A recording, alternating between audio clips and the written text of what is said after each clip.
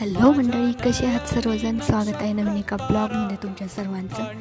चला तर मग गावाकडची व्हिडिओ ह्या सिरीज चालू केली आहे मी नवीन एक. सगळ्याच गोष्टी डेली लाईफ, डेली रुटीन सगळं दाखवणार आहे मी आता इथून पुढे. तर मंडळी सपोर्ट करा, सबस्क्राईब करा चॅनलला, सोप्रियाला सपोर्ट करा.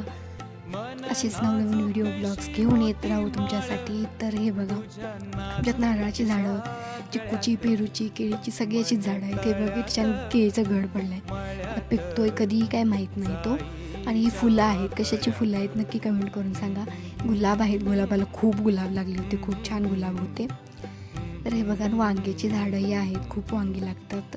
हिरवी वांगी आहेत आमच्याकडे, जांभळ्या कलरची ही वांगी आहेत, पण हिरवी जास्त खायला छान लागतात. तुम्हाला कोणती खायला आवडतात तेही सांगा मला. तर हे बघा, आमचे पेरूच्या झाडाला किती पेरू लागले, छान लागले होते पेरू, खूप गोड होते पेरू आमच्या झाडाचे.